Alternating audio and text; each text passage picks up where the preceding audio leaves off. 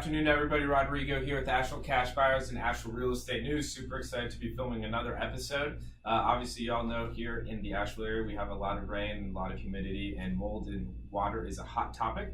So who better to talk us through everything than Diana Holmes with 1-800 Water Damage of WNC. And before we even get started, Diane, do you mind just introducing yourself? Maybe give people a little bit of background, how you ended up in Asheville and how you ended up in this specific industry? Absolutely. So again, I'm Diana Holmes, owner of 1-800 Water Damage. I am an Asheville native, born and raised. So is my husband Nathan, who's one of the few. One of the few. We're a rare breed these days.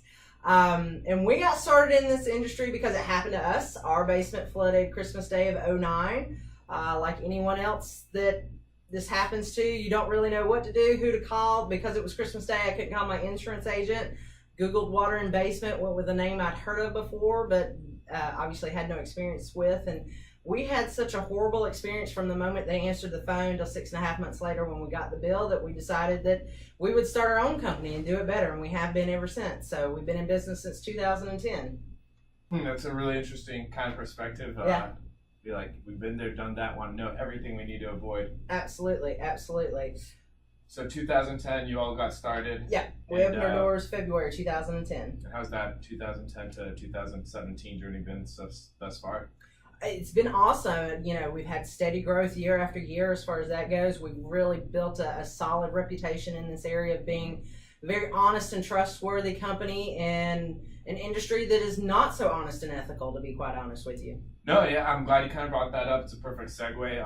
I know there's a lot of companies that do what you all do, of course, and there's a lot of, kind of as I said at the very beginning, water and ceiling basements and just mold, and there's a lot of misconceptions and a lot of different stories and a lot of facts that get thrown around. Right. I know we talked a little bit off camera about, kind of just a couple of things that you've heard, and it'd be great to just kind of let you go on your spiel and educate us. Absolutely. So over the past 6.5, 7 months, we've started getting lots of calls from folks that have a particular pest control company that has gotten into mold remediation and crawl space encapsulation, and they're going to their pest control companies, customers rather, and really using scare tactics, coming up and saying, oh, you've got mold in your crawl space, and if you don't let us remediate it, we're going to cancel your pest control service. Or they're using technical jargon to scare customers into thinking they have a problem. I just had one today. It just so happens it's an older lady that has a condo in East Asheville, has a crawl space, and she said, yeah,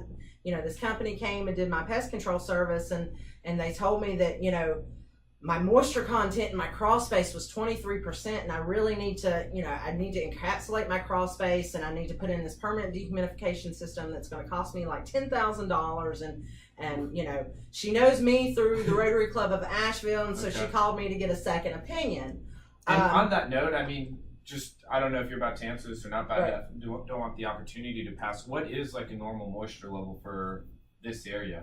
She said she had 23%. Yeah, she said the report said that she had 23%. In this area for a non-living space like a crawl space is, we recommend that the moisture content be between 50 to 55%. In Western North Carolina, we have very high relative humidity in this area. It's essentially like a natural rainforest in this area. So between 50 to 55%, if you can stay in that sweet spot, you are golden. So something that's 23%, no problems at all. Perfect. Okay. Right. Okay, great. I'm sure that'll be a really helpful metric. So anybody, if you're out there, crawl spaces, non-livable spaces, you're below 50%, just keep that in mind. You're doing really well. Absolutely.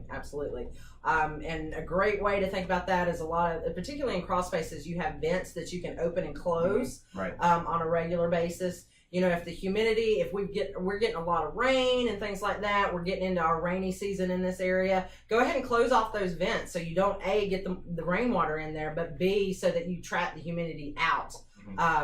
You really need to open and close those vents a little bit more often than what most people do. At minimum, I would do it every 6 months. You would want to close them off in the summertime when we've got higher humidity, and go ahead and open them up in the wintertime.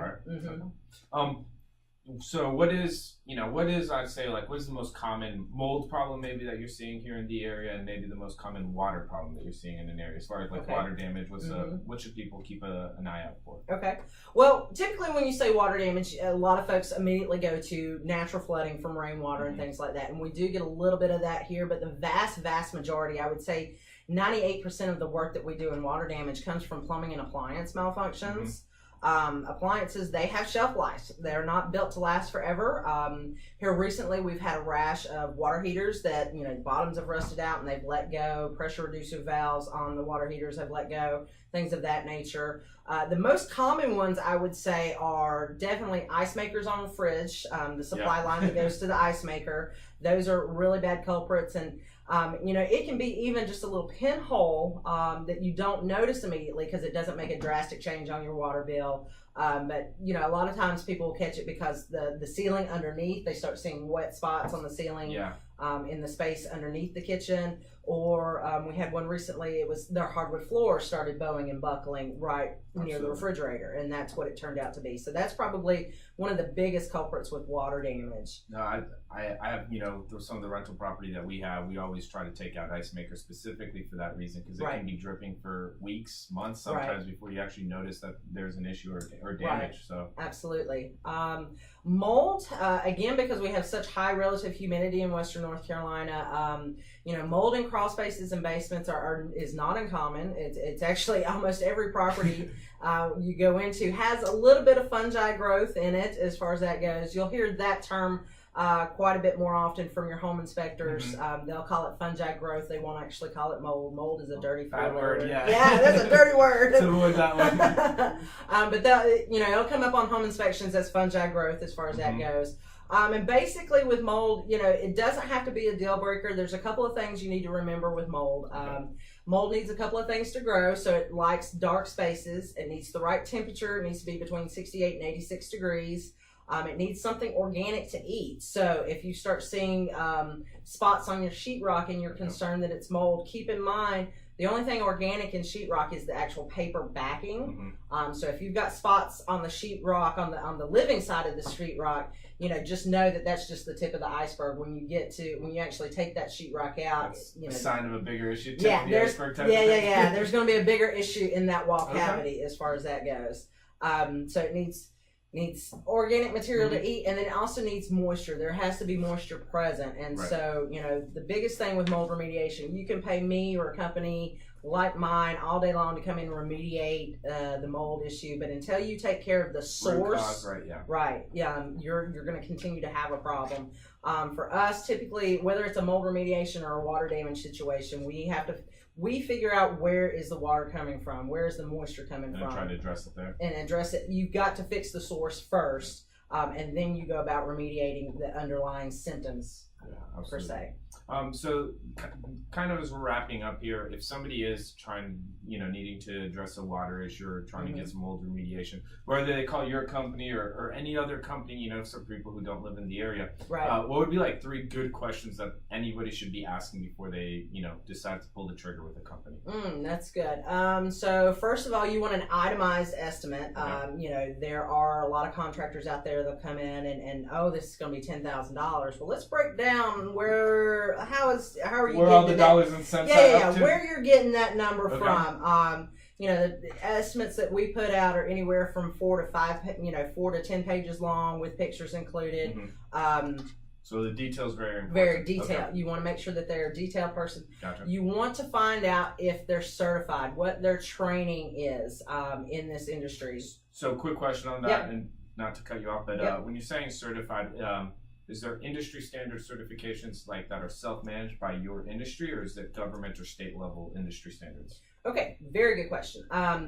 There is not a license, particularly in North Carolina, there's not any government or state or federal licensure required for... It's self-regulated. It is self-regulated, absolutely. There are only 3 states in the union that require a license, and that's only required on mold remediation, and those states are Florida, Texas, and I believe New York, if I'm not mistaken.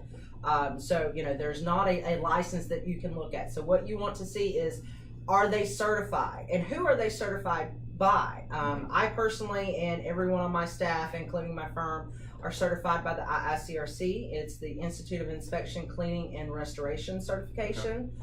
That is an international organization that certifies folks internationally.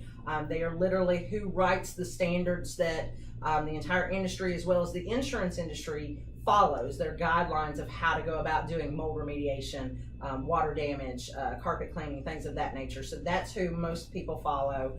Another reputable organization is called RIA, the Restoration Institute Association, or Restoration Industry Association. Sorry about that. That's another definitely reputable organization to get certified with, and any contractor should be able to show you that. The third big thing I would say is make sure, particularly in mold, it's not just a general liability insurance policy that the contractor has. They need to have what's called contractor pollution liability. So is that the third question somebody should be asking, is just Yes. proof of insurance, and what was the specific term? Contractor's pollution liability. All right, contractor's pollution liability, everybody. Ooh, that's a mouthful. Yeah, it is. Or CPL for short. CPL for short. Okay. Yeah. Great. Well, any final thoughts? Something that, last nugget of wisdom that you want to share, or Yeah, absolutely. Anytime you're experiencing an issue or have questions, feel free to give us a call. Questions are always free. That's not a problem. We'll come out and take a look at it and let you know if it's something you can handle yourself, how to go about doing that, or if it's something you really should have a professional do. We'll be glad to let you know that as well. We just want everybody to be safe and healthy. Yeah. Stay safe and healthy. Well, thanks everybody for tuning in. Once again, it's Rodrigo Fondor, Asheville Cash Buyers, Asheville Real Estate News, and Diana Holmes with 1-800 Water Damage WNC. And as always, connect with us on Facebook, Instagram. Let us know if you have any questions or any other topics you want us to address. Have a good one, y'all. Thanks.